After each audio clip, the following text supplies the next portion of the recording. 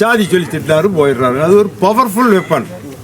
அந்த வெப்பன்கிறது வந்து not equal to bearing also. Bearing கூட இப்படின்னா தப்பிச்சுக்கலாம். அந்த அந்த ST/SC மாட்டினா நீங்கள் முடிஞ்சிங்கன்னு அர்த்தம். சிவா மீடியா நண்பர்கள் அனைவருக்கும் வணக்கம். SC/ST ஆக்ட் பீரங்கியை விட பலம் வாய்ந்தது, இதில் சிக்கியவர்கள் தப்பிக்கவே முடியாது என்று சொல்லும் இவர் ஒரு சாதாரண குடிமகன் அல்ல. காவல்துறையில் பணியாற்றி ADSP-யாக ஓய்வு பெற்ற KK முத்துசாமி என்பவர் ஆவார். இவர் ஈரோடு மாவட்டம் அந்தியூர் வட்டம் நகலூர் கிராமத்தில் உள்ள கொண்டையம்பாளையம் கிராமத்தில் வசித்து வருகிறார். இவருக்கு பக்கத்து ஊரான தகரக்கொட்டாய் என்ற இடத்தில் விவசாய நிலம் உள்ளது. தகரக்கொட்டாய் என்பது ஒடுக்கப்பட்ட சமூக மக்கள் வாழும் பகுதியாகும். கிழக்கு மேற்கு என 2 பகுதிகளில் குடியிருப்புகளாக அமைந்துள்ள இந்த ஊரின் மத்தியில் ஒரு காங்கிரீட் பாதை செல்கிறது. இந்த பாதையில் போனால்தான் KK முத்துசாமியின் விவசாய நிலத்துக்கு போக முடியும். இந்த பாதையின் கிழக்கு பக்கம் முத்துசாமி அவர்களுக்கு சொந்தமான விவசாய நிலமும், மேற்கு பக்கம் ஒடுக்கப்பட்ட சமூக மக்கள் வாழும் குடியிருப்புகளும் உள்ளன. கடந்த 2024ஆம் ஆண்டு இந்த சாலை அமைந்துள்ள இந்த பாதையின் கிழக்கு பக்கத்தில் மின்கம்பம் நட்டு தெருவிளக்கு அமைக்க வேண்டும் என்று அந்த பகுதி மக்கள் முயற்சி செய்திருக்கிறார்கள். KK முத்துசாமி அவர்களின் விவசாய நிலத்திற்கு செல்லும் பாதையின் கிழக்கு பக்கத்தில், அதாவது குடியிருப்புகளே இல்லாத அந்த பகுதியில் மின்கம்பம் அமைத்து தெருவிளக்கு போட வேண்டும் என அந்த பகுதி மக்கள் முடிவு செய்திருக்கிறார்கள். இது சாத்தியமில்லை. சாலையின் கிழக்கு பக்கம் மின்கம்பம் அமைத்தால் மேற்கு பக்கம் குடியிருப்புகளுக்கு மின்சாரம் செல்வதற்கோ அல்லது இந்த சாலை வழியாக மோட்டார் வாகனங்கள், டிராக்டர், லாரி போன்றவை போகும்போது மின்கம்பத்தில் இருக்கும் ஒயர்களில் படுவதற்கு வாய்ப்புள்ளது. போக்குவரத்திற்கு இடையூறாக இருக்கும். நீங்கள் மேற்கு பக்கமாகவே, அதாவது சாலையின் மேற்கு பக்கமாகவே மின்கம்பம் அமைத்து கொள்ளுங்கள், எனக்கு எதுவும் பிரச்சனை இல்லை என்று சொல்லியிருக்கிறார். ஆனால் அதையும் மீறி ஒடுக்கப்பட்ட சமூக மக்கள் KK முத்துசாமி அவர்களின் விவசாய நிலத்தை ஒட்டி அமைக்கப்பட்டுள்ள மதில் சுவர், அதாவது எல்லை சுவர் வழியாகவே மின்கம்பத்தை கொண்டு போக முயற்சி செய்திருக்கிறார்கள். இது தொடர்பாக ஏற்பட்ட பிரச்சனை. அதற்கு பிறகு KK முத்துசாமி மீது தாழ்த்தப்பட்டோர் மற்றும் பழங்குடியினருக்கு எதிரான வன்கொடுமை சட்டத்தின் கீழ் புகார் கொடுத்தது. அதன் தொடர்ச்சியாக என்ன நடந்து கொண்டிருக்கிறது என்பதை பற்றி KK முத்துசாமி அவர்களே விளக்கமாக சொல்கிறார். கேளுங்கள். இது 1941ஆம் வருடம் எங்கள் அப்பா ஒரு 4.25 ஏக்கர் குண்டுமூப்பனூர், அப்போ குண்டுமூப்பனூரில் கொண்டையம்பாளையம் தகரக்கொட்டாய் ஹரிஜன் காலனின்னு வேறு, தகரக்கொட்டாய் ஹரிஜன் காலனி, அந்த ஏரியாவில் வந்து 4.25 ஏக்கரை வாங்குறாரு. அப்பா வாங்கினது அன்னபூமி. தம்பி பூமி வழியாக அன்னபூமிக்கு போகலாம்னு பத்திரம், கரார் பத்திரத்தில் அவங்க 2 பேர்த்துடைய ஃபாதர் எழுதியிருக்காரு. கரார் பத்திரம் 1700/1934. சரி. அதில் அந்த அவருடைய காட்டுக்குள்ளே வந்து தான் எங்கள் காட்டுக்கு போவேன்னு. அந்த அன்னபூமி தான் எங்கள் அப்பா 1941 வாங்குறாரு. விவசாயம் பண்ணிகிட்ருக்குறோம். 1961 வாக்கில் அந்த தகரக்கொட்டாய் ஹரிஜன்ஸு காலனியை அவங்க வந்து அந்த கோயில் பக்கம் வேண்டாம், எங்களுக்கு இன்னும் கொஞ்சம் கிழக்க, அதே அவர் ஒருத்தருடைய பூமி, சின்னச்சாமி கவுண்டர் KC சின்னச்சாமி என்னமோ அவருடைய பூமியை நாங்கள் இங்கே இருக்கிறோம், கொஞ்சம் எங்களுக்கு கிழக்கு தள்ளி போடுன்னு என்னமோ தெரியல, இல்லை கவர்மெண்ட்டே உத்தரவு போடுறதில்லை. அதில் அந்த பக்கம் ஒரு 2.5 ஏக்கர் 3 ஏக்கருக்குள்ளே ஒரு பகுதியும், இன்னொன்று இந்த அண்ணன் தம்பி பகுதி என்னுடைய வண்டித்தடம் இருக்கிறது, உரிமையுள்ள வண்டித்தடம் இருக்கிற பகுதியில் ஒரு 75 சென்ட்டு வாங்கி அவிகளுக்கு அலாட் பண்ணுறாங்க. அப்படி பிரிக்கும்போது நான் போய் கேட்குறேன், 1834 டாக்குமெண்ட் பிறகு என்னுடைய தடத்தை எடுத்துட்டிங்களே, எனக்கு தடம் வேணும்ல. தம்பி உங்களுக்காகவும் ஒரு தடம், அந்த காலனி பகுதிக்கு இந்த காலனி பகுதிக்கு இடையில ஒரு தடம் போடுறோம், அடிக்கு நிலைக்கு. மண் ரோடு போட்டாங்க. 62 வாக்கில் மண் ரோடு, நல்ல ஒரு 6 அடி 7 அடி அகலம். அப்போல்லாம் வண்டி வாங்கினது தான், இது டிராக்டர் இதெல்லாம் சமாச்சாரமே இல்லை. நாங்கள்லாம் போயிட்டு இருந்தோம், பயன்படுத்திகிட்டு இருந்தோம். ஒரு பிரச்சனையும் இல்லை, அவங்களால பிரச்சனையும் இல்லை, எங்களால் விழுகு. நான் எப்போ பிரச்சனைக்கு போக மாட்டேன், பிரச்சனை இல்லாத போயிட்டு இருந்து 2007 இந்த மண் ரோடை கான்கிரீட் ரோடாக பஞ்சாயத்து யூனியனில் ஒரு கான்கிரீட் ரோடு அடிக்க நிலைக்கும் போகிறாங்க. கான்கிரீட் ரோடு போட்ட உடனே இந்த ஹரிஜன்ஸ் என்ன சொல்கிறாங்கன்னா, இது வந்து எங்களுக்கு காலனிக்காக போட்டது, நீங்கள் அதில் வரக்கூடாதுன்னு கல்லை நிட்டுறாங்க. முன்னாடி 3 கல்லை. இது கல்லை நட்டி ஒரு மாதத்துக்கு மேலே அங்கே போகிறதில்ல. சரி சட் ஆகிட்டு அதுக்காக போட்டுறாங்கன்னு நான் நினச்சிட்டு போகல. ஒரு 1.5 மாதம் கழித்து போக வேண்டிய என்னுடைய டிராக்டர் போக வேண்டிய நெசசிட்டி வந்தது. போகும்போது குறுக்காட்டுறாங்க, கல்லை போட்டுறாங்க. அப்புறம் சொல்கிறாங்க, அப்புறம் நான் சொல்கிறேன், போலீஸில் வந்து எடுக்கிறாங்க, போகிறாங்க, இப்படியே பண்ணுறாங்க. அடுத்த அங்கேருந்து லோடு போட்டு வண்டி டிராக்டர் வரும்போது இதே பேத்த டிராக்டர் தான். இந்த டிராக்டர் வரும்போது கட்டை போட்டு குறுக்காட்டுறாங்க. லாக் உடன் லாக்ஸை போட்டு போகக்கூடாதுன்னு குறுக்காட்டிடுறாங்க. அப்புறம் நான் வந்து இன்ஸ்பெக்டர் ஃபோன் பண்ணுறேன். இப்படி சொன்னதுமே அவர் வர்றாரு. ஏயா இதெல்லாம் பொது ரோடு மாதிரி இருக்குது. இல்லைங்க, இது எங்களுக்கு போட்டது, அவங்களுக்கெல்லாம் அப்புறம் அவருக்கு தடமைங்க, அது அவர் பாடுங்க அப்படின்னெல்லாம் சொல்லிட்டாங்க. விட மாட்டேனாங்க. அப்புறம் போலீஸ் வந்து எடுக்க இப்படியே இருந்துகிட்ருக்குது. எங்கள் சன் வக்கீல் கேஎம் ராஜேஷ் அவர் வந்து சப் கலெக்டர் அன்சுல் மிஸ்ரா அப்படிங்கிறவருக்கு பெட்டிஷன் கொடுக்குறார். இந்த ரோடு பொதுவாக தான் நாங்கள் போயிட்டுருக்குறோம், இப்போ வந்து கான்கிரீட் ரோடு போட்டதுனால நாங்கள் போகக்கூடாதுன்னு தடுக்கிறாங்க, தினம் பிரச்சனை பண்ணுறாங்க, ஒரு கம்யூனல் டென்ஷன் வரும்போது ஒரு பெட்டிஷன் கொடுக்குறாரு. அவர் எல்லா பார்ட்டி ரெவென்யூ யூனியன் எல்லாத்தையும் வர சொல்லி அவங்களையும் வர சொல்லி அதுதான் என்கொயரி கண்டக்ட் பண்ணுறாரு. உனக்கு என்னையா ப்ராப்ளம்? இல்லைங்க, ஒரு வண்டி வேகமாக வர்றாங்க, 4-5 ஆக்சிடென்ட் ஆகிடுச்சு அப்படி இப்படின்னு போய் சொல்கிறாங்க. ஆக்சிடென்ட் ஆச்சுன்னா கொடுங்க, நான் 25,000 ரூபா சேங்ஷன் இப்போ பண்ணுறேன். வண்டி எடுத்துகிட்டு போய் யாரோ ஆக்சிடென்ட் ஆகி கிடக்குறாங்களாமா கூட்டிகிட்டு வாங்க. இல்லைங்க, ஆக்சிடென்ட் ஆகலையே, ஆக்சிடென்ட் ஆகிற மாதிரி வர்றாங்கன்னு ஜமாளிச்சா ரைட்டு முடிஞ்சது. இனிமேல் அது வந்து நீங்கள் தடுக்கக்கூடாது, இது பொது ரோடுன்னு வீடியோ சொல்லிட்டாரு, ரெவென்யூலேயும் பொதுன்னு சொல்லிட்டாங்க. அன்றைக்கி தடுக்கக்கூடாதுன்னு சொல்லி ஓகே ஒரு ப்ரொசீடிங் போட்டார். நீங்கள் போய்க்கலாம்னு எங்கள் வக்கீலுக்கு நோட்டீஸ் வந்துடுச்சு. நீங்கள் என்ன சொல்கிறது, நாங்கள் தடுத்தாதுன்னு நிறுத்துறது போகிறது இதே மாதிரி 2007 அந்த ஒரு முக்கியமான ஒரு ஆள் முருகன்னு அவர் ஒரு பெட்டிஷன் போடுறாரு. எங்கள் தடம் நாங்கள் வந்து விடமாட்டோன்னு தடுத்தோம், ஒத்துக்கிறோம், அது கொடுக்குறோம் பாருங்க, படித்து பாருங்கள். நாங்கள் தடுத்தோம், போலீஸை கூப்பிட்டு வந்து எங்களை மிரட்டி வண்டி ஓட்டிகிட்டு இருக்கிறாரு, இது எங்களுக்காக போட்டதுன்னு சொல்லி ஒரு தடவை கட்டை போட்டு தடுத்தோம். போலீஸ் வந்து எங்களை தான் மிரட்டுது இல்லையா, அவரை வண்டியில் போக சொல்கிறாங்க அப்படின்னு சொல்லி அவன் பதில் சொல்கிறான். அதோட கே முசாமி நைட்டில் பள்ளத்தில் மணல் திருடி அவர் தோட்டத்துக்கு கொண்டு வர்றாருன்னெல்லாம் போய் பெட்டிஷனை போட்டால் ஜாதி சொல்லி அவர் மகன் ராஜேஷ் ஜாதி சொல்லி கேவலமாக திட்டினாங்க. அப்புறம் துப்பாக்கி எடுத்து மிரட்டினாங்க, ஆளை வச்சு கொல்லாத விட மாட்டோம், கொலை மிரட்டல் விட்டுறான்னு ஒரு பெட்டிஷன் போடுறான். அது எங்கேயோ போயிடுச்சு, ஒன்றும் இல்லை. அதிலிருந்து பாருங்கள் 2015 வரைக்கும் இதே தொடர்ச்சி. எல்லாம் வர்றதுங்க, அரசியல்வாதி சொல்கிறது, எம்எல்ஏ சொல்கிறது, அப்புறம் எல்லாம் சொன்னாலும் அவன் கேட்குறதில்ல. கடைசியில் என்கேகே பெரியசாமின்னு ஒருத்தர் இருக்கிறாருல்ல, பழைய மினிஸ்டர், அவருக்கு என்ன போயிருக்கு பாருங்கள், அவர் அமைதியாக இருக்கிறாருங்க. இந்த பசங்க இப்படி தகராறு பண்ணுறான்னு சொன்னது அவர் இங்கே ஒரு யூனியன் கவுன்சிலர் செபாஸ்டியன் ஒருத்தர், அவரை போய் என்னன்னு பார்த்து கல்லை நட்டிட்டாங்களா மறுபடி 2007 இன்றைக்கு வரைக்கும் 2015 ஆச்சு. போய் என்னன்னு பார்க்க சொல்கிறான். அப்படி கல்லை நட்டிருந்தா நீயே பிடிங்கி எரிஞ்சிட்டு வந்து எனக்கு அவரை போய் பார்த்துட்டு சொல்லு, அந்த வீட்டில் குடியிருந்தேன் போய் சொல்லலாம். அப்புறம் செபாஸ்டியன் வந்தார், சார் இப்படி சொன்னார், பெரியவர் சொன்னார், பிடிங்கி எரிஞ்சிட்டு நீ பிடிங்கி எரிஞ்சிப்பா, நாளைக்கு போட்டு வரணும். அதே மாதிரி நாளைக்கும் போட்டா. அப்புறம் தான் கொஞ்சம் அந்த இன்ஸ்பெக்டர் ஒரு சுகமணம்னு ஒரு ஆளுக்கிட்ட சொல்லி அவர் வந்து மிரட்டி கட்டி அதிலிருந்து பிரச்சனையே இல்லை, அமைதியாக போயிட்டு இருந்து.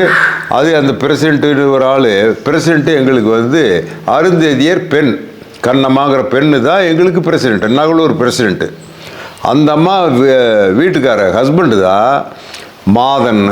இப்போ அவர் தான் கொடி பிடிச்சிட்டு, ஏன்னா 1/5 வந்து பிரசிடென்ட்ஷிப்பு போயிடுச்சு. 11ஆவது மாதத்தில் இவர் ஸ்ட்ரீட் லைட் போட வேணும் அப்படின்னு சொல்லி என்ன பண்ணுறாருன்னா, என்னுடைய காம்பவுண்ட் வால் பூரா இடித்து காம்பவுண்ட் வாலுக்குள்ளே 2 கம்பம், அங்கே தெற்கு கோட்டில் தென்னந்தோப்புக்குள்ளே ஒரு கம்பம் போட்டார். எனக்கு தெரியல. 3ஆவது நாள் சார் கம்பம் போட்டுங்க, கம்பிகளுக்கு வந்தாங்க லைன்மேன் வந்துட்டு, உங்கள் தென்னை மரமெல்லாம் இடைஞ்சலாக இருக்குது, தென்னை மரம் 4 2 தேக்கு மரம் எல்லாம் வெட்டினா தான் கம்பிகளுக்கு முடியும்ண்ணே. ஆனால் அங்கே கீழே போட்டு நம்ம காட்டுக்குள்ளே அப்படின்னு. இல்லைங்க போட்டாங்க, ஸ்ட்ரீட் லைட்டுக்கு இப்படி ஆகி போச்சுண்ணே. உடனே எடுத்துகிட்டு போனாங்க, என்னுடைய செவுத்தை பூரா இடித்து, செவுத்துக்குள்ளே 2 கம்பம், காட்டுக்குள்ளே ஒரு கம்பம். உடனே அந்த ஒருத்தர் நேர்மையான குலசேகர பாண்டியன்னு என் பொண்ணு. அவருக்கு ஃபோன் பண்ணேன், என்ன சார் இப்படி பண்ணிட்டாங்க அப்படின்னா. அதுக்கு முன்னே ஏடி ஒருத்தர் அவர்கிட்டையும் சொன்னேன், வரோம்னாங்க. அவர்கிட்ட சொன்னேன், போய் சத்தம் போட்டு என்னென்னு பாருங்கள், அவர் காட்டுக்குள்ளே போட்டு ஸ்ட்ரீட் லைட்டுக்கெல்லாம் அவர் காட்டுக்குள்ளே போட்டால் ஒத்துக்க முடியாது, நீங்கள் போய் பாருங்கள், வந்து பார்த்துட்டு சார் நாங்கள் அங்கே போட சொன்னேன் இங்கே போட்டான்னு 2 பேருமே. ஏடி வந்து ஒரு நேர்மை போகிறார், அந்த ஜேஇ என்னமோ அவருக்கு சப்போர்ட் பண்ணுறாங்க இல்லைங்கிறாங்க என்னமோ தெரியல. ஆனால் வந்து பார்த்துட்டு சார் தவறு நடந்து போச்சு மன்னிச்சுங்க, நாங்கள் வந்து எடுத்துடுறோங்க அப்படிங்கிறாங்க. 14ஆம் தேதி சொல்லங்காட்டி அவர் உடனே போய் எடுத்து போட்டு வந்து ரிப்போர்ட் பண்ணுங்கிறாரு. வர்றாங்க, வர்றதுக்கு முன்னே போலீஸுக்கு தகவல் கொடுக்குறாங்க. போலீஸில் டிஎஸ்பி தலைமையில் வர்றாங்க. ஒரு 10-30 போலீஸ் கொண்டு வர்றாங்க. ஹரிஜன்ஸ் பூரா ஊரே கூடிட்டு எடுக்க விட மாட்டேன்ட்டாங்க. அவர் வந்தாருங்க, டிஎஸ்பி என்கொயரி பண்ணிகிட்டு இருக்கிறாரு. லைன்மேனை கேட்குறாரு, ஏப்பா நீ தான் நெட்லியாமா, எப்படி அவர் கார்டுன்னு தெரிஞ்சு போயிடல? ஐயோ அவர் கார்டுன்னு எனக்கு தெரியுங்க, என்னைய அவர் பிரசிடென்ட் இருந்தாலுங்க நடு நான் பார்த்துக்கிறேன்னு சொன்னாருங்க, அதனால் நெட்டோம்னு சொன்னேன். என்னையா பிரசிடெண்ட்டை கேட்குறாரு, என்னையா நீ வந்து நீ சொல்லித்தான் போட்ட, அவர் அப்படியே சொன்னார்னா உன்னை அரெஸ்ட் பண்ண போகிறேன் அவர் காட்டுக்குள்ளே போடுறதுக்குன்னு சொல்கிறாரு. உடனே எங்கிருந்தோ வந்த அந்த திராவிட செல்வன்னு, என்ன சார் தலித்தில் உங்களுக்கு அவ்வளோ ஏகப்பட்ட சத்தம் போட்டார். கடைசியில் அவர் ஏன் சத்தம் போடுற, நான் நிலைமை சொல்கிறேன் அப்படி இப்படின்னா கொஞ்சம் அடங்கி வந்தால் இவர் இன்றைக்கி கம்பத்தை நம்ம எடுக்க முடியாது. ஒன்றும் இல்லைங்க, தாவி கட்டுறாங்களே தான் இன்ஸ்பெக்டர் கூப்பிட்டு எல்லாத்தையும் எத்தனை பேர் சொல்லி அரெஸ்ட் பண்ணி வேண்டிய ஸ்டேஷனில் கொட்டி எஃப்ஐஆர் போட்டு வரனா எல்லாம் ஓடிடுவாங்க. ஒன்றும் பெரிய டெரரிஸ்ட் கிடையாது, பயந்துருவாங்க. நீ ரிமாண்ட் பண்ணி ஜெயிலில் அனுப்பிச்சுட்டு வா அப்படின்னு சொல்லியிருந்தா கூட முடிச்சிருக்கு.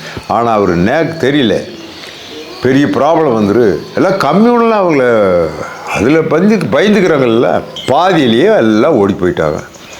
ஆனால் ஈக்கு அந்த தகவல் தெரிஞ்சுது, நம்ம நெட்டி போட்டு தவறாக எடுக்கலைன்னா அந்த ஆள் விடமாட்டா. நான் அந்த டிஎஸ்பி வந்து விடமாட்டார், அங்கேயும் இங்கேயும் போய் ப்ரெஷர் கொடுப்பார். நீ எடுக்கலை அப்படின்னா உன் தலைமையில் தான் போட்டுக்க ஜேஇயை, எடுக்கலை அப்படின்னா சஸ்பென்ஷன் ஆர்டர் இஷ்யூ பண்ணிடுது. அவருக்கு பயம் முடிச்சு சாயந்தரம் அந்த தென்னந்தோப்புக்குள்ளே போட்ட கம்பத்தை நீக்கிட்டு ரொம்ப சந்தோஷமாக சார் அவரை நீக்கிட்டு, அப்போ இன்னும் 2 என்னாச்சு அப்படின்னு, இன்னும் 2 நாளைக்கு பண்ணுறேன். ஓ உங்கள்கிட்ட தான் மிஸ்டேக் போடுறேன். இப்போ போலீஸ் ப்ரொடெக்ஷன் இருந்தா இல்லை, டிஎஸ்பி போய் போடும்போது கம்பத்தை தாவி கட்டி எங்கள் செத்து எவ்வளோ கொன்று போட்டு எடுன்னு சொன்னீங்க, நீ போனால் எப்படின்னா காலையில் 8 மணிக்கு மீதி 2 கம்பத்தையும் பிடிங்கி போட்டு எனக்கு சொல்லு, இல்லைன்னா சஸ்பென்ஷன் ஆர்டர்னு மறுபடியும் சொல்லிருக்கிறாரு. அடுத்த நாள் காலையில் 7:45 வந்து 2 தூக்கிட்டு போயிட்டார். அடுத்த நாள் அங்கேருந்து ஆம்புலன்ஸு, உமன் போலீஸ் ஒரு 10-30 பேர், வேனு, மெகாஃபோன், இந்த வகைரா, ஈவன் இது கூட இந்த தண்ணீர் போக கூட கொண்டு வந்திருப்பாரு, அது தெரியல. அல்ல பெரிய இதாக ஜபர்தஸ்தாக வந்து இன்றைக்கி அரெஸ்ட் பண்ண வந்தால் கம்பத்தை காணா. டிஎஸ்பி எங்கடா வேறு இடத்துக்கு வந்துட்டியா, கம்பம் 2 காணன்னா அதே 7:30 மணிக்கே எல்லாம் கழட்டிட்டு போயிட்டாங்க. இதோடு முடிஞ்சு போயிட்டாங்க. நான் ஒரு பெட்டிஷன் கொடுத்துருந்தேன், என்னுடைய காட்டுக்குள்ளே போட்டாங்க, அதை வந்து நடவடிக்கை எடுக்க வேணும், ட்ரெஸ்பாஸ் எல்லாம் போடுன்னு சொல்லி. அப்புறம் உடனே வந்து எடுத்தாச்சு. அங்கேருந்து வந்தால் சார் ஐயா பெட்டிஷன் கொடுத்தீங்க, இல்லை எடுத்துட்டாங்களாம்மா, ஆமாம் எடுத்தாச்சு, என்ன வேணுன்னு ஒரு சிஎஸ்ஆர் போட்டுக்கிறோங்க, ஒரு ரிப்போர்ட் கொடுத்து அது வந்து எடுத்துட்டாங்க, மனு விஷயமா நடவடிக்கை வேண்டாம் அப்படின்னு எழுதி கொடுத்துட்டு முடிஞ்சு போச்சுங்க. அப்புறம் நான் வந்து அளந்து கல் போட்டலாம் அப்படின்னு நினச்சிட்டு அளக்கிறதுக்கெல்லாம் கொடுத்துருங்க. அந்த பக்கம் கொஞ்சம் எங்களுக்கு ஒரு 4 அடி வந்து தப்பாக அடுத்த ரோடு போட்டா அதை எடுக்கிறதே என்னுடைய இது. இன்னும் ஒன்றும் இல்லை, செவுத்து அடிச்சுட்டா நீ அவனை போய் 6 அடித்தான்னு பார்த்தா கூட இது பரவாயில்ல, அவன் தான் அடித்தான், நாங்கள் தான் அடித்தோம்னு சொன்னாங்க. சரி அவன் மேலே என்ன, அவன் நல்ல எதிரியான்னு விட்டுட்டேன். அது வந்து எனக்கு சதர்ன் சைடில் ஒரு 3 அடிக்கு மேலே எனக்கு வர வேணும். எங்காட்டுக்குள்ளே வேலி போட்டா அது போனாலும் பரவாயில்ல, அது போய் என்ன பண்ணுற விட்டுலாம்னு இருந்தேன். சரி இதுதான் டைம் நம்ம எடுத்துக்கலாம்னு சொல்லி அதிலிருந்து எடுத்துக்கலாம்னு நான் சர்வே பண்ணி கொடுக்குறேன். ஒரு 2-3 தடவை வர்றது போகிறது என்ன பண்ணான்னு தெரியல. ஒரு சர்வேயர் ப்ரைவேட் ஆளை கூப்பிட்டு வர்றா, ஒரு சர்வேயரா கவர்மெண்ட் சர்வேயர் மலர்வில்லிங்கிற ஒரு பொண்ணு. அந்த அம்மாளுக்கு ஒரு வேளை நல்ல அழகு தெரியலையேன்னு ஒரு எக்ஸ்பர்ட் வேணும். அவர் வந்து சர்வே டிபார்ட்மெண்ட்டில் இருந்து வாலண்டரி ரிட்டைர்மெண்ட்டில் போனவர். அந்த ஜிபிஎஸ் கருவி வச்சுட்டு பல 5 லட்சம் 6 லட்சம் ரூபா இதை வச்சுட்டு ப்ரைவேட்டாக போய் இது பண்ணுறாங்க. அவங்களுக்கு நிறையா பணம் இது பண்ணுவாங்க, இப்படி டெஸ்ட்டும் பண்ணுவாங்க. உனக்கு அவ்வளோ கொண்டு வர இவ்வளோ கொண்டு வர, அது கூட இருக்கலாம், அது நம்முடைய அனுமானம் தான். இங்கே வந்து அவரை ஹெட் சர்வேயர் சொல்கிறாரு, நீ மலர்வெள்ளி நீ ஒன்றும் இதை ஒன்றும் பண்ண மாட்டா, அவர் ஜிபிஎஸ் போட்டு அவர் அளந்துக்குவாருன்னு. அந்த பக்கம் போக மாட்டேங்கிறாரு, இந்த பக்கம் மட்டும் இங்கே போக அங்கே போக போயிட்டு இங்கே அப்படி வந்தார். ஜிபிஎஸில் ஒரு 3 அடி உங்கள் காட்டுக்குள்ளே காட்டுதுனாரு. சரி அங்கே எப்படி அப்படின்னு பாருங்கள் இப்படி எப்படின்னாரு. அங்கே இப்படி வர்றது நீங்கள் நேரில் வர்றீங்களா, அதை நீங்கள் அப்படின்னு அதுக்கு வாங்கன்னு போய் அடுத்த தோட்டம் அவர் தான் 1999 என்னுடைய பூமி அவர்கிட்ட கொஞ்சம் சேர்ந்துருக்குது, அதை எடுத்து கொடுன்னு ஒரு கோர்ட்டில் கேஸ் போடுறான். எங்கள் லேண்டில் அவருக்கு பங்கு வருதுன்னு கோர்ட்டில் கேஸ் போட்டு கோர்ட் வந்து ஒரு கமிஷன் அப்பாயிண்ட் பண்ணுது. ஒரு சீனியர் கவுன்சிலர், இந்த லாயரை கவுன்சில் அவருடைய மேற்பார்வையில் அளந்து அறிக்கை சொல்லுது. அவர் வந்து பார்த்துட்டு இந்த 4 பக்கம் அளந்துட்டு என்னுடைய இதுதான் மெயின், இதிலிருந்து தான் அங்கே போவேன்னு போயிட்டு அவருக்கு இந்த இதெல்லாம் போட்டு படம் கிடமெல்லாம் போட்டு அவர் பூமி அவர்கிட்ட இருக்குது, கேகே முனுசாமி பூமி இவர்கிட்ட இருக்குது, ஒன்றும் பிரச்சனை இல்லை எழுதி கொடுத்துட்டாரு. அதை பார்த்ததே அவர் வந்து கேஸையே வாபஸ் ஆகிட்டார். 2001 வாபஸ் ஆகிட்டார், முடிஞ்சு போச்சு. அங்கே போய் பார்த்தீங்களா நீங்கள் அங்கே 3 அடி வருதுன்னீங்களா, அதுதான் இவர் காட்டுக்குள்ள இருக்குன்ட்டா. என் மேலே கேஸ் போட்டவுடனே அவர் பேரில் இதில் 3 இருக்குது அப்படின்னா இது யார் எடுக்கிறதுண்ணா, இதான் நான் சொல்லிட்டேன் சார் நீங்கள் எடுத்துக்க வேண்டியதுண்ணா. பிடிச்சா பாருங்கள் அவர் ருத்ரதாண்டவம் ஆடினா பாருங்கள் சுப்பிரமணியம். ஏன்னா நான் வந்து 26 வருஷம் போராட்டிகிட்டு இருக்கிறேன், நீ வந்து இன்னும் மறுபடியும் எங்களுக்கு தந்துட இங்கெங்கே அவருக்கு போய் வருதுன்னா அவரையும் திட்டி என்னையும் திட்டி என்னையே இங்கே கொண்டு போய் காட்டிட்டு நீ இப்படி பண்ணுறன்னு சொல்லிட்டு அவன் நடக்கிறதே வேறு சத்தம் போட்டு ஜிபிஎஸ் தூக்கிட்டு ஓடியே போயிட்டார். அவர் மலர்வெளி எல்லாம் போயிட்டு ஆளக்கில். இவனுக்கு வந்து கணக்கு பண்ணிட்டாங்க போட்டு இவத்தை எப்படியாவது ஒரு 2-3 அடி இவர் காட்டுக்குள்ளே போயிடுது, அப்புறம் நாங்கள் பார்த்துக்கோன்னு சொல்லிட்டு இருக்கோம். அது முடியல பாப்பா, ஏன்னா இங்கே எடுத்துனா அங்கே எடுக்க வேணும்ல, அங்கே முடியல போயிட்டார். அப்புறம் என்னாச்சுன்னா இன்னொரு தடவை வந்தாங்க, அன்னைக்கும் முடியல. அப்புறம் 31ஆம் தேதி அளக்குறோம் அப்படின்னு சொல்லி, ஏன்னா நான் கொடுத்தது தானே அளக்குறோம் அப்படின்னு சொல்கிறாரு. நான் சொன்னேன் 31ஆம் தேதி வந்து கலெக்டர் ஆஃபீஸில் விழிக்கன் மற்றும் கண்காணிப்பு குழு கூட்டம் இருக்குது, கலெக்டரே என்னை வர சொல்லி சர்க்குலர் கொடுத்துருக்காரு, இதுதான் வருஷத்துக்கு கடைசி கூட்டம், நான் எப்போவுமே போகிறது உண்டு 3 மாதத்துக்கு இருக்கா, நான் கண்டிப்பாக நான் போவேன்னு, பொங்கலுக்கு அப்புறம் அளக்கலாம் அப்படின்னு நான் எழுதி கொடுக்குறேன் ரிட்டனாகவே. அது கலெக்டருடைய என்னை வர சொல்லி உத்தரவு, இவர் அளக்கிறது இது என்னுடைய லெட்டர் கொடுக்குறேன். அதை வாங்கி பார்த்துட்டு சார் நீங்களாட்டி என்ன உங்கள் ரெப்ரஸன்டேட்டிவ் அனுப்புனா, இல்லைங்க நான் ஒருத்தன் தான் இந்த விஷயம் பூரா அத்தனை 28 ஏக்கருக்கு ஃபிங்கர் டிப்ஸில் வச்சுருக்கிறேன், என் பையனுக்கெல்லாம் ஒன்றும் தெரியாது, நான் வர வேணும் அப்படின்னு சரின்னு அனுப்பிச்சுட்டு அன்னைக்கு midnight operation. Surveyor, RI, VAO எல்லாத்தையும் போய் ரெவன்யூ சைடில் எல்லாம் போய் இருங்க, பிடிஓவை வர சொல்லிருக்கிறேன் அப்படிங்கிறாரு. பிடிஓ ஒரு ஈக்குவல் ரேங்க் தான், இருந்தாலும் பிடிஓவை அனுப்புகிறேன் அப்படிங்கிறாரு. அவங்க வெயிட் பண்ணி பார்த்து 9 மணிக்கு பிடிஓ வர்றாரு. என்ன அப்படின்னா இதுவாக இருக்குது இந்த இடம்லாம் போடு வரிசையாக 25 கல் என்னுடைய தோப்புக்குள்ளே ஒரு 3 அடி உள்ளே வந்து 25 கல் வேலி அமைக்கிற கல், சர்வே கல் இல்லை, சர்வே கல் ஒன்று அங்கே ஒன்று இங்கே ஒன்று தானே வரும், வேலிக்கல் போட சொல்லிட்டாங்க. மக்கள் அன்னைக்கே வந்து கல்லெல்லாம் ரெடி பண்ணி வச்சுருந்தாங்க, நல்லா மேலே ஒரு கலரு கீழே ஒரு வெள்ளை கலரு போட்டு உடனே அவங்க முன்னிலையில் ஒரு 2 மணி நேரத்தில் நெட்டு எல்லாம் கொடுத்துட்டு போயிட்டாங்க. போலீஸ் இன்ஸ்பெக்டர் வேறு, அதை சொல்ல விட்டுட்டேன், போலீஸ் இன்ஸ்பெக்டர் வந்து பந்தோபஸ்து கொடுக்குறேன். அடுத்த நாள் நம்ம வக்கீல அது வந்து ஒரு ட்ரிப் மோட்டரை போட்டோம்னா அது ட்ரிப்பில் பாஞ்சிட்ருக்கு. அவர் தான் போவார் யூஸ்வலாக, போய் ஆன் பண்ண போகிறாரு. போனதே இதை பார்த்ததே நம்ம காட்டுக்குள்ளே இப்படி இருந்து அப்பா இங்கே வந்து பாருங்கள் எல்லாம் வேலிக்கல் போட்டுட்டாங்க அப்படின்னு சொல்கிறான். அப்புறம் நான் என் வீட்டுக்காரி போய் இறங்கின உடனே யார் இதெல்லாம் போட்டது அப்படிங்கிற, நாங்கள் தான் போட்டோம் அப்படின்னா, ஒரு சும்மா சின்ன பசங்க நாங்கள் தான் போட்டோம், எனக்கு அதுக்கு எனக்கு அப்படின்னா, எப்படா எங்கள் காட்டுக்குள்ளே வரல அப்படின்னா, உங்கள் காடு இல்லாதெல்லாம் எங்கள் காடு அப்படின்னு இடக்கு முடுக்கா பேசுகிறேன். அவங்க அங்கே காலனியில் இருக்கிறாங்க, ரோடு எம்டி, ரோடில் சில பேர் இருக்கிறாங்க, எங்கள் காட்டுக்குள்ளே நான் பேசுகிறேன். போயின்னு சத்தங்க, என்ன சார் அடிக்க வர்றீங்க, நாங்கள் அங்கே இருக்கிறேன் அடிக்க வர்றீங்க. அப்புறம் நம்ம ராஜேஷ் டேய் இந்த கல் இருந்துன்னா எனக்கு வந்து சொன்ன உடனே எங்கள் டிரைவர் போட்டால் ஒரு 5-6 கல்லை உடைச்சா, அப்புறம் எல்லாம் தள்ளி விட்டாச்சு. இதுதான் நடந்தது. உடனே பார்த்தா எங்கள் கண் முன்னாடி ஒரு வேன் வருது, அதில் எல்லா கிண்டு எல்லாம் இங்கே ஒரு 20 பேர் தான் இருப்பாங்க. வண்டியில் ஒரு 50 பேர் ஏறியாச்சு. வண்டி போகுது. அப்புறம் நாங்கள் இங்கே வந்துட்டோம். பார்த்தீங்கன்னா நேராக போலீஸ் ஸ்டேஷனுக்கு போகிறதுக்கு சொல்கிறாங்க. சார் இப்படி அடித்து போட்டார் அது இதுன்னு சொல்கிறாங்க. ப்ரீ பிளான்டு, அவருக்கும் தெரியும். இன்ஸ்பெக்டருக்கு நேராக இங்கே வருவான்டா, இங்கே வந்து தான் சரியாக நாங்கள் சொல்லி கொடுத்தால பிரச்சனை பண்ணுவார். நேராக ஆஸ்பத்திரியில் போய் சும்மா படத்துக்கு சொல்லுங்க. ஒரு 10 பேர் பொம்பளையில் தருவேன். இந்த 100 நாள் வேலை வாய்ப்பில் இந்த 100 நாள் முடிஞ்ச சும்மா இருப்பாங்களா, அவங்களையெல்லாம் கூட்டிகிட்டு போய் டிஎஸ்பி சம்சாரம் அவர் மகன் டிரைவரு எல்லாம் அடித்து போட்டாங்க அப்படின்னு கம்ப்ளைண்ட் கொடுக்குறாங்க. அது ஏஆர்சி ஆக்சிடென்ட் ரிஜிஸ்டர் காப்பின்ட்டு போலீஸ் ஸ்டேஷன் போகுது. இதை வச்சு அவங்க போகிறாங்க. எல்லாம் ப்ரீ பிளான்டு போகிறாங்க. ஒரு புல்லை கொடுக்குறா. ஆமாம் அடித்தார். நாங்கள் போய் என்ன நாங்கள் கவர்மெண்ட் உத்தரவு தான் கல் நட்டினோம், நீங்கள் எப்படி உடைக்கலாம், நீங்கள் எப்படி பிடுங்கலான்னு சத்தம் போட்டோம். வன்கொடுமை சட்டம் அது இது அடிக்க வந்தார், அடித்தார், எல்லாம் அடித்து கீழே உழுக்காட்டினார், காயப்படுத்திட்டார், என்னென்னமோ கொடுத்து அந்த செக்ஷன் வர்ற மாதிரி எல்லாம் சொல்லி கேஸை கொடுக்குறாங்க. கேஸை கொடுத்துட்டு 5 பேர் எங்களுக்கெல்லாம் உடம்பெல்லாம் உடச்சி போட்டாருங்க அப்படின்னு சொல்கிறாங்க. 5 பேர்த்த பெருந்துறை மெடிக்கல் காலேஜ் ஹாஸ்பிட்டலுக்கு அனுப்புகிறாங்க ஃபார் எக்ஸ்ரே ரிப்போர்ட். அங்கே போய் பார்த்து எக்ஸ்ரே எடுக்கிறாங்க, ஒன்றும் இல்லை. அப்புறம் அவையில் அப்போவே அனுப்பிச்சிடுறாங்க.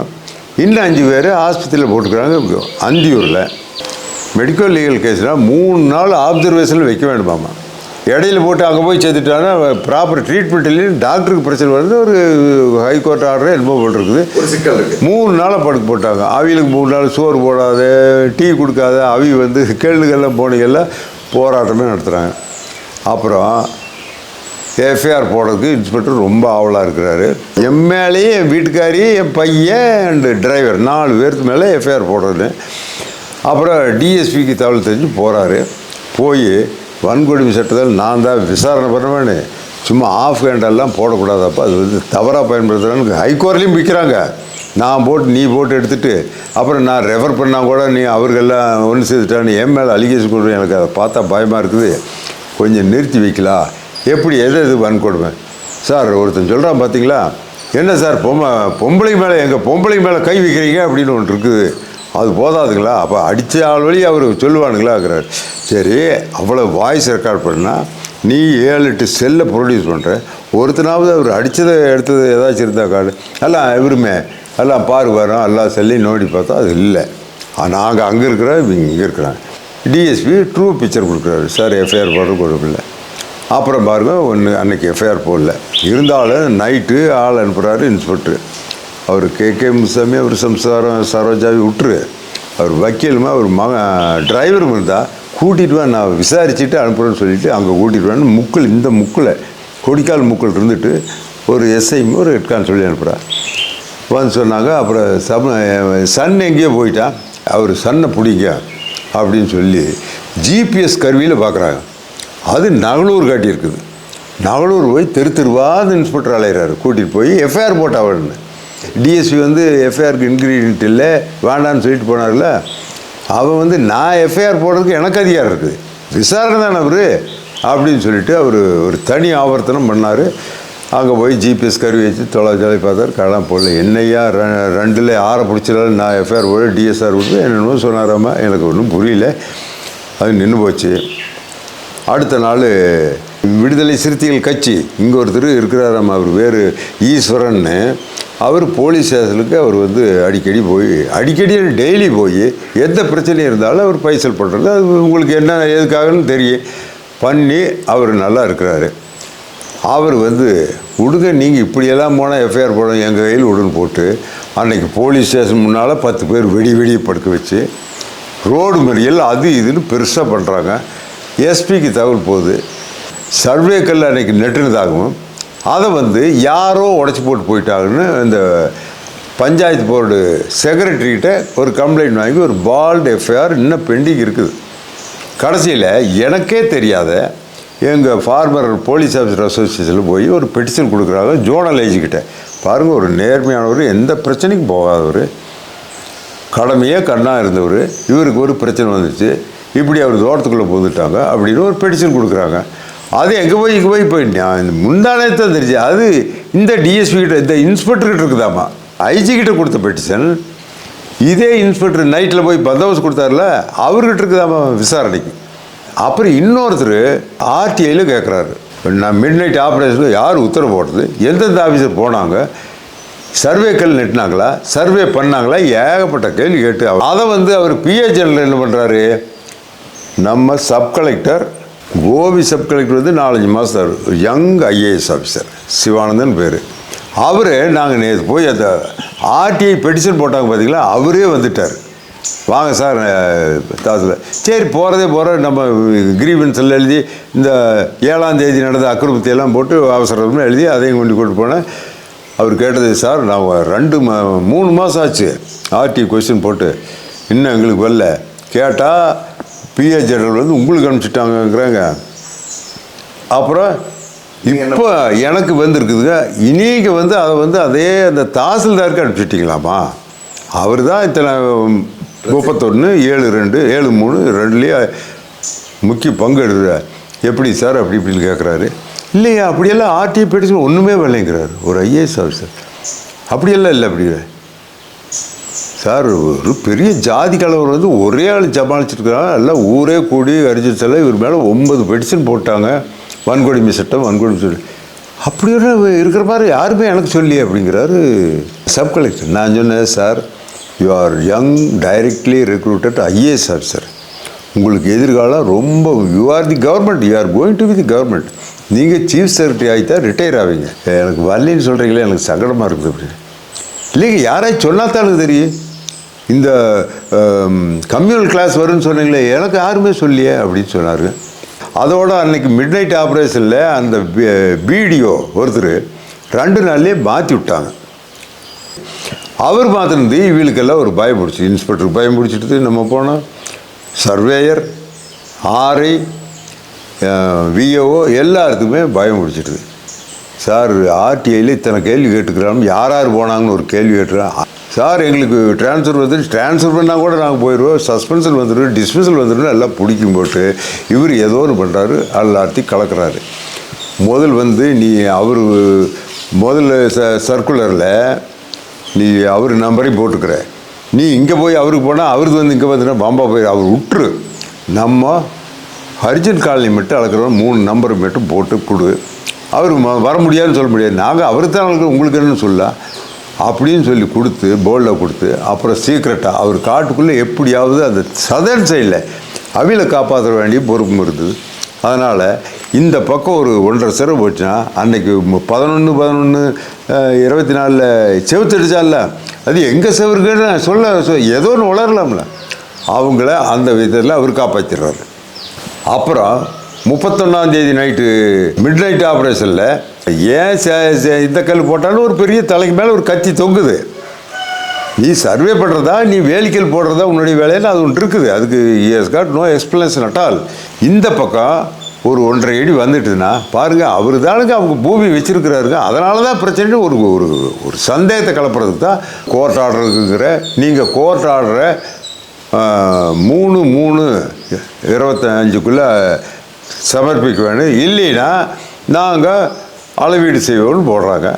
நான் போய் 3/3 இங்கே ஐஏ நம்பர் 2 ஓஎஸ் நம்பர் எடுத்துட்டான் இந்த கோர்ட்டில், பவானி கோர்ட்டில். இனி அந்த என்டையர் ஃபைல் எடுக்க வேணும் செஷன்ஸ் கோர்ட்டில். எடுக்க முடியல, எனக்கு இன்னும் கொஞ்சம் டைம் வேணும் அப்படின்னா, நோ 3 வரலைன்னா சர்வே பண்ணுறோம்னு எழுதிடுவேன். Your request for extension of time is rejected, மறுக்கப்படுகிறதுன்னு போடுறாரு. என்ன அளக்கிறது அவ்வளவு முக்கியங்களா? அப்போ என்ன அர்த்தா, உங்கள் காட்டுக்குள்ளே வரப்போகிறது இட் இம்ப்ளைஸ் கொடுக்க முடியான்ட்டார். அப்புறம் 4ஆம் தேதி எடுத்துகிட்டு போய் 4ஆம் தேதி சாயந்தரமே எடுத்துகிட்டு போய், சார் அந்த ஆர்டர் வாங்கிட்டு வந்தால் உங்கள்கிட்ட அப்பா கொடுத்துரு. இல்லை நீங்கள் நாங்கள் அளக்க வர்றோம் 7ஆம் தேதி அங்கே காட்டுன்ட்டார். அவ்வளவு, அதுதான் ட்ரம்ப் கார்டு, அவர் தான் இதுவே இஷ்யூவே டிசைட் பண்ணுது, முடிவு வேணும்னு சொன்னவர் அதை பார்க்க கூட மாட்டிட்டார். எந்த பவுண்டரி கேட்குறீங்க? எந்த பவுண்டரி? நோ, இது எல்லாம் என்னுடைய பவுண்டரி ஆல்ரெடி நீங்கள் சொன்னீங்களா? இருக்கு sir, you are government sir, you should be fair. என்னங்க, அதுதான் முக்கியம். ஏன்னா நாங்கள்லாம் எஸ் அ லேமேன் உங்களை எல்லாம் தெய்வமாக நினச்சிக்கிறேன். எங்கிட்ட வர்ற ஒவ்வொரு ஆளுமே ஒரு தெய்வம் இருக்குது, அவர்கிட்ட போனால் நீதி நடக்கும்னு தான் நான் சொன்னேன். நீங்கள் வந்து 3:03க்குள்ள கோர்ட் ஆர்டர் இஷ்யூ பண்ணீங்கன்னா நான் வந்து நடவடிக்கை எடுத்துக்கிறாரு. உடனே இங்க பாருங்க சார், இருக்க நோ கொஞ்சம் இருக்கு. இவர ஒரு நல்ல ஆஃபீஸரு, சிரிச்சுட்டே இருக்கிறீங்க, அதெல்லாம் ஐ லைக் இட். ஆனால் கோர்ட்டுக்கு போயாச்சு, இங்கே எடுத்து போட்டு அங்கே செஷன்ஸ் கோர்ட்டு போய்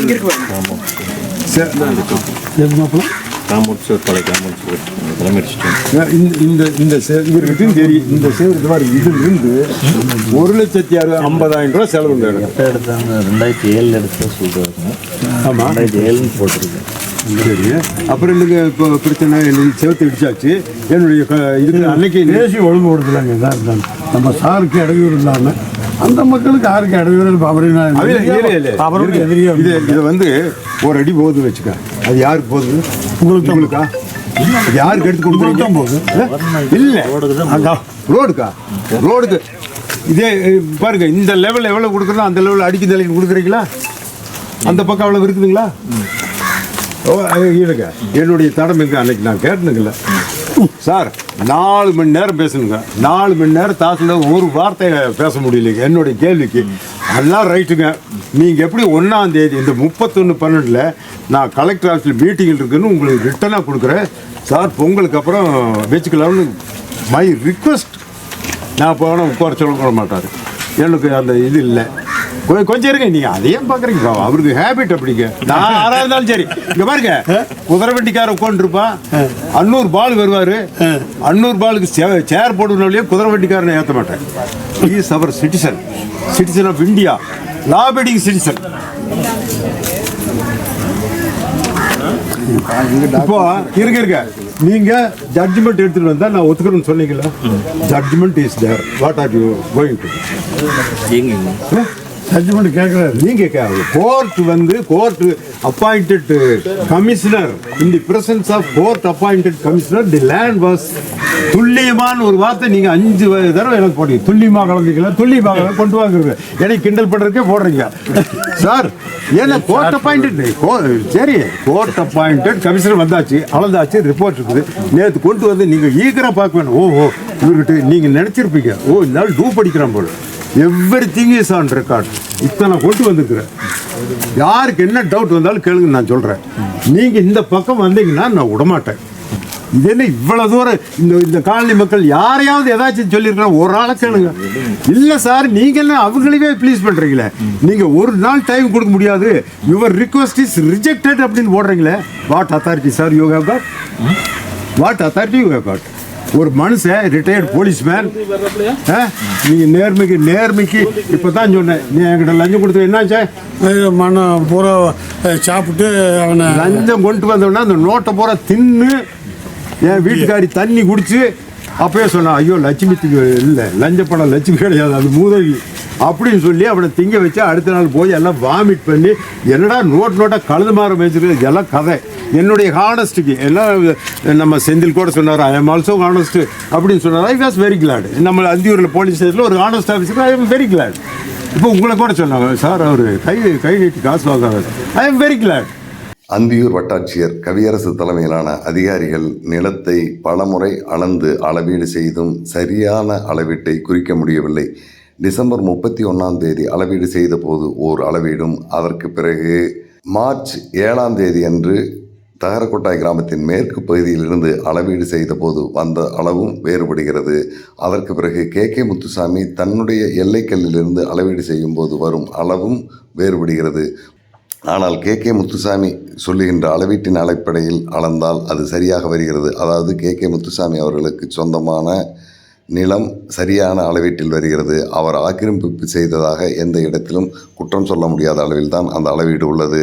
ஆனால் அதை ஏற்றுக்கொள்ளாத வட்டாட்சியர் கவியரசு மற்றும் அவர் தலைமையில் வந்த அதிகாரிகள், இந்த பிரச்சனை இதோடு முடிய வேண்டுமென்றால் நாங்கள் சொல்லுகின்ற இடத்தில் தான் கல் நடுவோம், நீங்கள் வேண்டுமானால் மேல்முறையீட்டுக்கு நீதிமன்றத்துக்கு சென்று கொள்ளுங்கள், எங்களால் இந்த விவகாரத்தில் தொடர்ந்து வேலை செய்து கொண்டிருக்க முடியாது, அதனால் நாங்கள் இந்த இடத்தில் தான் அளவீடு செய்து கல் நடுவோம் என்று முதல் முறை அளவீடு செய்த இடத்திற்கும் இரண்டாவதாக கே முத்துசாமி சொன்ன அளவீட்டின் அடிப்படையில் அளந்ததற்கும் இடைப்பட்ட பகுதியில், அதாவது கே முத்துசாமி அவர்களின் மதில் சுவர் அமைந்துள்ள சுவரின் மத்தியில் அளவீடு செய்து அந்த இடத்தில் கல் நடுகிறார்கள்.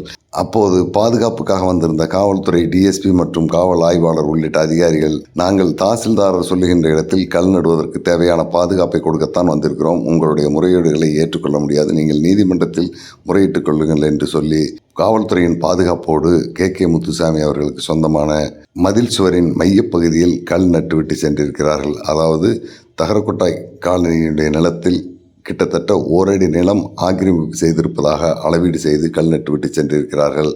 என்னுடைய அவர்கிட்ட சொல்கிறேன் பாருங்க, சார் நீங்கள் இது கேட்டீங்க, ஜட்ஜ்மெண்ட் ஏன் சார் பார்க்க மறுக்கிறீங்க, பார்க்க வேண்டாங்களா அப்படின்னு கேட்டதுக்கு ஏதாச்சும் பதில் சொன்னார்ல. ஒரு பிள்ளார் மாதிரி பேசாதே இருக்கிறார். அவர் தாட்டெல்லாம் நம்ம சஸ்பெண்ட் ஆயிருமா, நம்ம போயிருமா, இதுதான் நினைப்பு. என்னுடைய கல் இங்கே இருக்கிறது ஏன் ஒத்துக்க மாட்டேங்கிறேன்னு நான் ஆர்கியூ பண்ணிகிட்டே இருக்கிறேன். இதை கல்லை பேஸ் பண்ணித்தான் சார் நான் கட்டணம் கட்டலன்னு சொன்னால் எல்லாம் போட்டாங்க. திட்டின்னு உடக்கவரை கொண்டு வந்தாங்க, அதை சுற்றி போனம் பதிக்கிற மாதிரி போட்டாங்க. சார் நீங்கள் எல்லாம் போங்க, ஏன் தோட்டத்துக்குள்றது, ஏன் பட்டாலன்றது அந்த பக்கம் தினமரத்துக்கிட்டு இருக்கிறேன், போங்க போன்னு என் பையனெல்லாம் முடிக்கிட்டு அங்கே என்ன நடந்ததுன்னே தெரியல. பணம் பதிக்கிற இன்னும் ஞாபகம் எனக்கு, அந்த ஞாபகம் தான் வருது. பணத்தை பதிக்கும் போது எல்லாம் சொல்லிட்டு கடைசியில் போயிட்டானேன்னு கும்பிட்டு போனான், மண் தள்ளுவேன், இது வைக்கிறது. அந்த மாதிரி நிலவரம் என்னுடைய பூமிக்கு மண்ணை தள்ளி புதைச்சிட்டு போயிட்டாங்க. That is my feeling.